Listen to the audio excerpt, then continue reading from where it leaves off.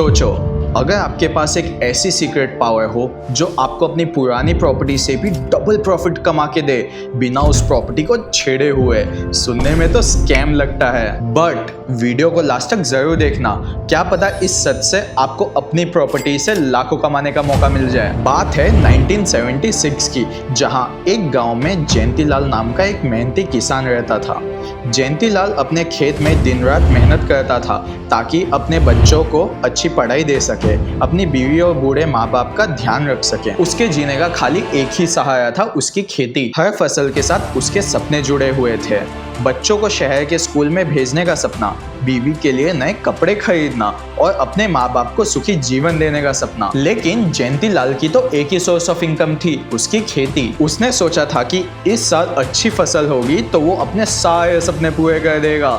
जब एक दिन सुबह जयंतीलाल अपना अखबार पढ़ रहा था, उसकी नज़र एक छोटी सी खबर पर पड़ी। सरकार के नए हाईवे प्रोजेक्ट में उसकी जमीन कटने वाली थी और ये सुनते ही मानो कि जयंतीलाल की खुशी की कोई सीमा ही नहीं रही। उसकी जमीन सरकार 3 गुना पैसे देके लेने वाली थी। उसने बिना देरी किए सरकारी कर्मचारियों से अपने जमीन का सौदा कर दिया। अभी तक तो सब कुछ परफेक्ट लग रहा था, लेकिन समय के साथ साथ एक साल बीत गया और जयंतीलाल के सपने टूटने लगे।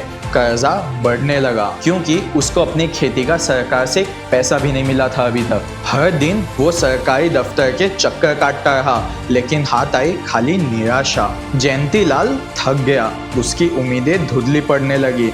उसका पूरा परिवार परेशानी में था। जयंतीलाल हर दिन सोचता रहा, मैं इतनी मेहनत करता हूँ फिर भी ऐसा मेरे साथ क्यों हुआ। और ऐसा सिर्फ जयंतीलाल के साथ नहीं हो रहा था, पूरे भारत में ऐसे हजारों लोग थे जिनसे जमीन ली गई थी और जिसके बदले सरकार से उन्हें कुछ पैसा नहीं मिला था। लोग अपनी जमीन खो चुके थे। जब ये बात सरकार तक पहुंची तो काफी चिंता बढ़ने लगी कि कैसे इतने सारे लोगों का पैसा अटका हुआ था।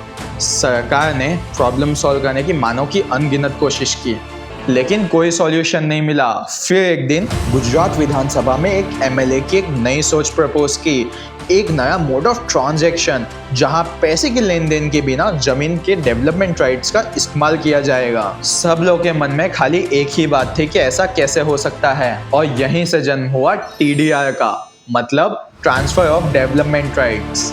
गुजरात में पहली बार 1976 में टीडीआर को इंट्रोड्यूस किया गया, जिससे सरकार जमीन के लिए लोगों को कंपेंसेट कर सकती थी बिना पैसे दिए हुए।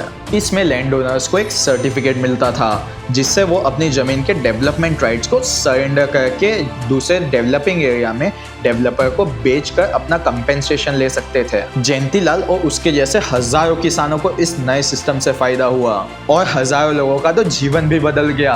अगर आपको भी ऐसी ही अमेजिंग डेवलपमेंट स्टोरी सुननी हो तो सब्सक्राइब कीजिए प्रॉपर्टी वॉपर्टी, और मेरी ये लेटेस्ट वीडियो देख के जानोगे कैसे आपने अपनी प्रॉपर्टी के लिए लाखों रुपए एक्स्ट्रा खर्च कर दिया।